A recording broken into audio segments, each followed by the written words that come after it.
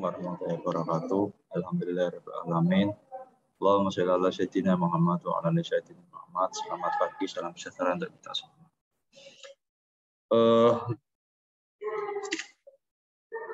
Kali ini kita akan membahas mengenai segmentasi citra digital, jadi lanjutan dari segmen atau playlist pengolahan citra. Setelah kemarin kita membahas konvolusi, berikutnya transformasi citra ke ranah frekuensi ya, kemudian yang pada intinya itu untuk menghilangkan noise ataupun derau yang ada pada sebuah citra. Nah, kali ini kita akan masuk ke dalam segmentasi citra digital.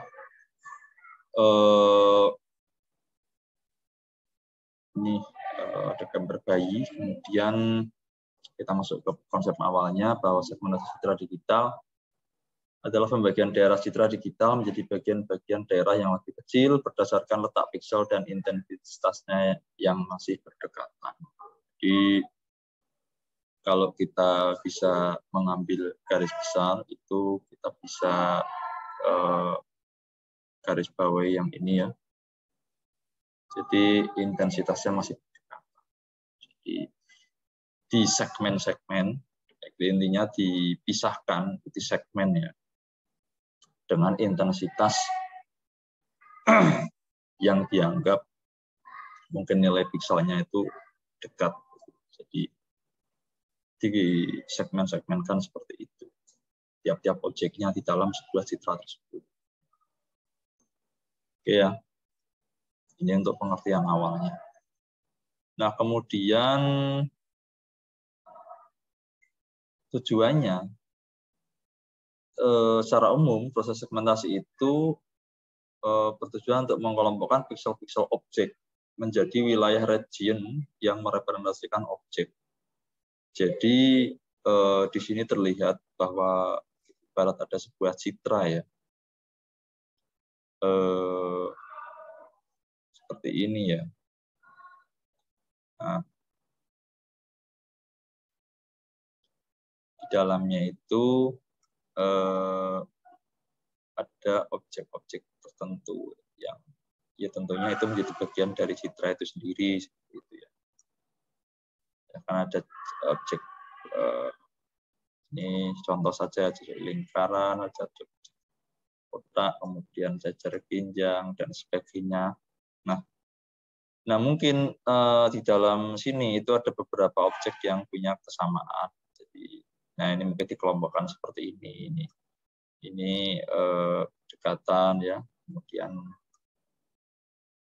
nah seperti ini. Jadi kan gimana caranya itu dikelompokkan tadi itu ya. Kalau misalkan ini saya ganti warnanya aja. Ini kan hampir sama. Nah ini kemudian ini ya, ini sama ini. Nah seperti itu. Jadi merepresentasikan objek-objek yang ada di dalam citra itu sendiri. Oke. Nah berikutnya ada lagi definisi lain, yaitu proses mempartisipasi citra menjadi beberapa daerah atau objek. Biasanya sih yang paling simpel adalah memisah antara foreground dengan background gitu ya. Jadi dipisahkan antara background dengan foreground. Kemudian segmentasi citra ini umumnya sifatnya discontinuity atau similarity dari intensitas piksel. Jadi itu similar, tadi itu sama. Nah, untuk pendekatan diskontinuitas mempartisipasi citra bila terdapat perubahan intensitas secara tiba-tiba. Ini itu berarti gambarnya gerak ya, real time ya, real time. Atau kalau bahasa di image processing itu computer vision, computer visi objek bergerak. Kemudian kalau similarity itu mempartisipasi citra menjadi daerah-daerah yang memiliki kesamaan tertentu atau region base seperti thresholding, region glowing, region splitting, dan merging.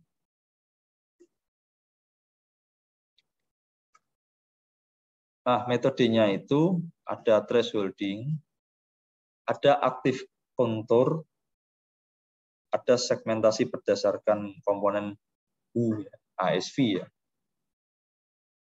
ASV singkatannya biasanya. HSV.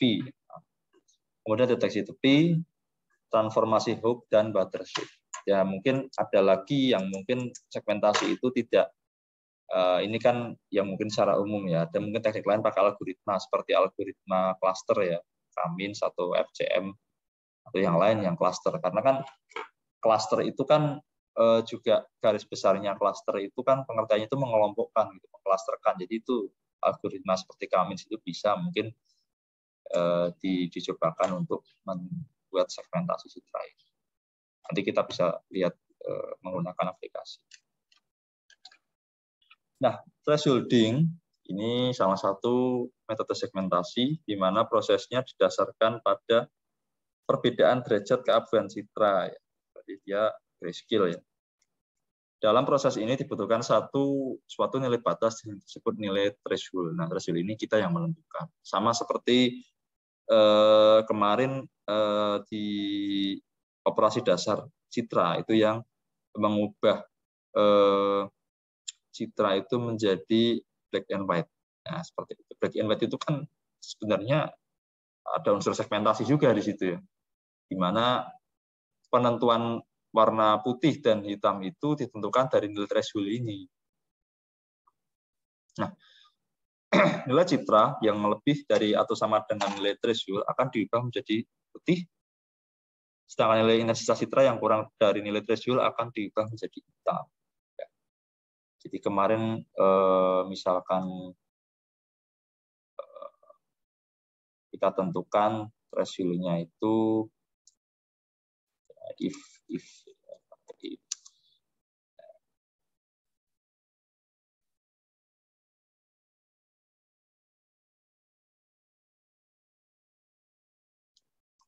citra ya atau pixel ya, nilai pixel kurang dari 0, kurang dari threshold ya. Misalkan kita tentukan tengahnya 128, itu akan diarahkan ke 0. Nah, kalau lebih dari 128 akan diarahkan ke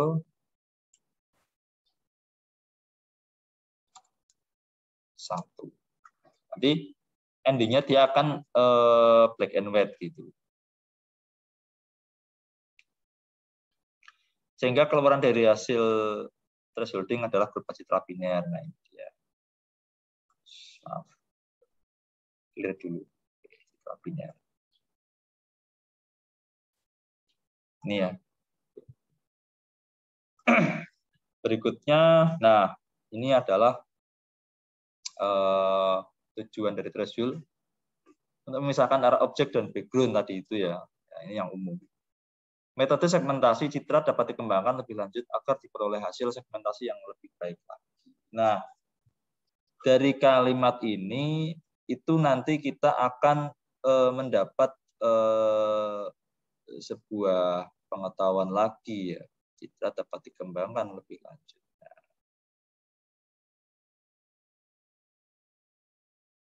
Nah, nanti ini akan mengarah ke pembahasan morfologi citra. Jadi segmentasi dengan morfologi itu saling bergandengan ya, saling melengkapi. Jadi segmentasi dulu baru morfologi nanti menyempurnakan yang hasil segmentasinya. Kurang lebih seperti itu.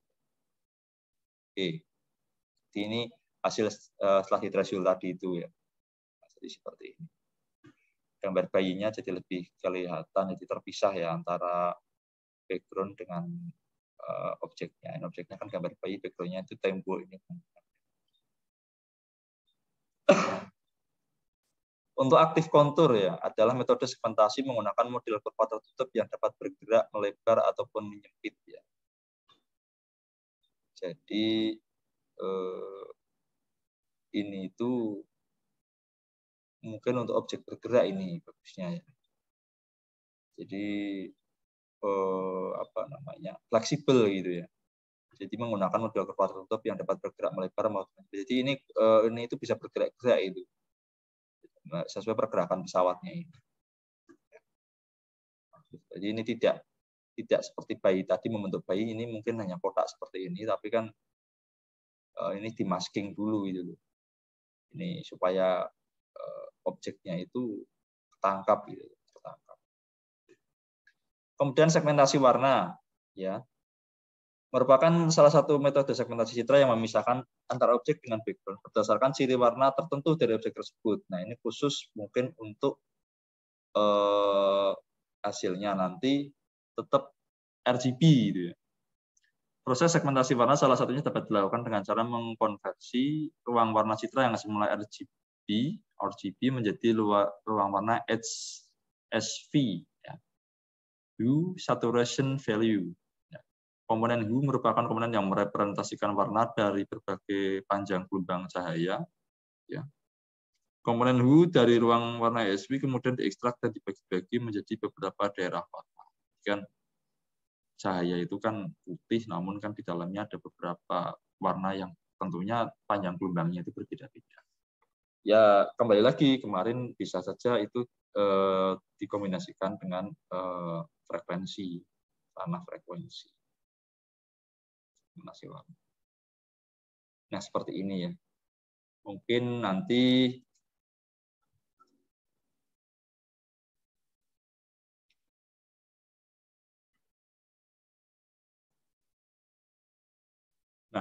ini contohnya gelombang warna hijau ini di crop ya istilahnya. Yang lain selain hijau itu dihilangkan. Jadi ini hanya menangkap warna hijau saja, mensegmen warna hijau. Bulu-bulu ya. Ada kuning, oranye, biru, merah, hijau. Yang tersisanya hijau. Kemudian ada lagi pendekatan edge-based ya, atau deteksi tepi. Ini langsung ada kekurangannya. Belum tentu menghasilkan edge yang kontinu mengakibatkan terjadinya kebocoran wilayah-wilayah yang tidak tertutup. Sebenarnya sih di wilayah-wilayah tidak tertutup ini bisa saja diperbaiki dengan morfologi ya. Nanti lanjutannya ada. Prosedur yang melakukan proses deteksi sisi dengan operator gradient. Ya, masukannya citra gray level dan keluarannya citra edge.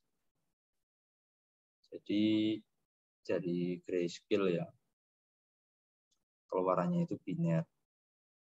Citra masukan, deteksi sisi, kemudian citra edge. Ya seperti ini. Kalau citra deteksi tepi itu putus-putus ya, karena kan tidak sempurna tadi itu. Ini bisa diperbaiki dengan morfologi itu lagi. Mendeteksi diskontinuitas, ya, deteksi dari deteksi titik, deteksi garis, deteksi tepi, ini deteksi sisi ya, gabungan. Dapat menggunakan mask atau kernel berbentuk untuk berbeda untuk setiap jenis deteksi. Khusus deteksi sisi dapat menggunakan cara-cara yang telah dibahas sebelumnya seperti dengan menggunakan operator gradient ya. Kita sudah belajar yang Sobel ya, waktu konvolusi ya. Ya sebenarnya ada Robert, Sobel, Prewitt, Laplacian ya. Ada semua. Ini di library sudah ada, di library Python ya. Itu sudah ada yang menyediakan deteksi seperti ini. Nah, deteksi titik itu adalah mengisolasi suatu titik yang secara signifikan berbeda dengan titik-titik di sekitarnya. Persamaan nilai persamaan R secara absolut lebih besar atau sama dengan T ya, threshold positif. Ini seperti ini.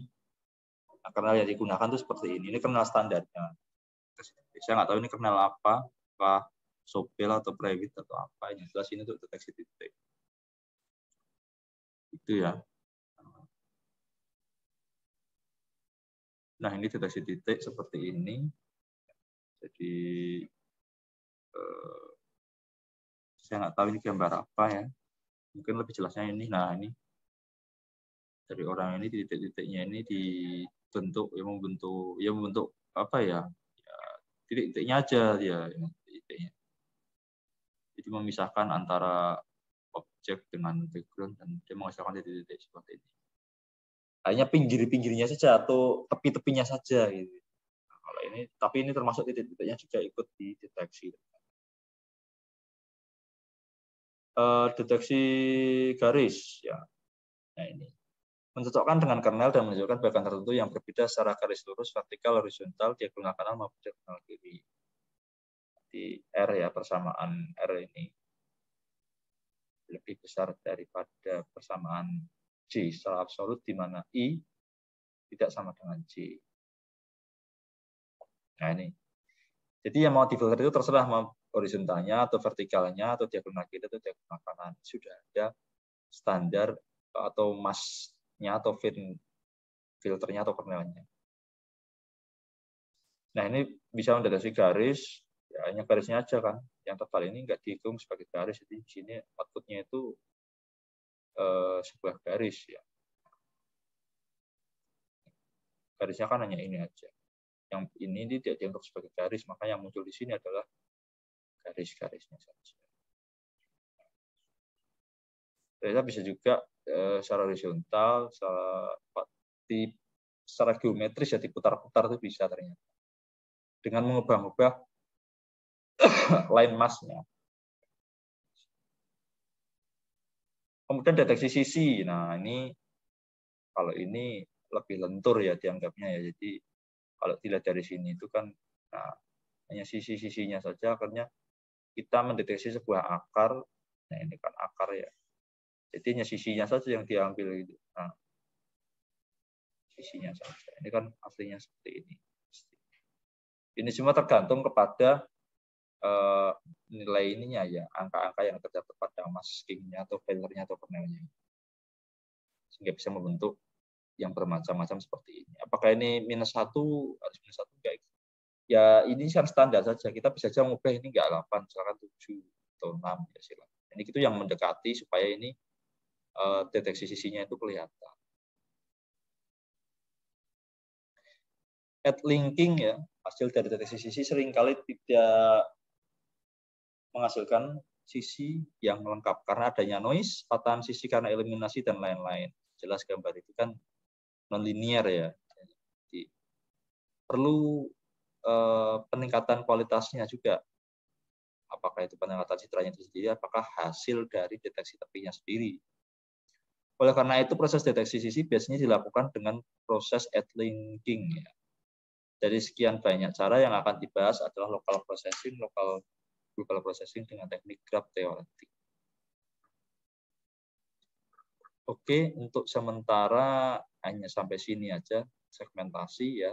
Jadi pada intinya di pembahasan ini adalah konsep awal dari segmentasi yang kembali lagi ke tujuan awalnya, yaitu untuk mengelompokkan piksel-piksel ya, objek menjadi wilayah region dan yang merepresentasikan sebuah objek. Dan kalau untuk gambaran awalnya, nah seperti ini ya, memisahkan antara background dengan foreground. Oke, seperti itu. Mohon maaf bila ada kalimat yang mungkin kurang berkenan atau salah dari saya.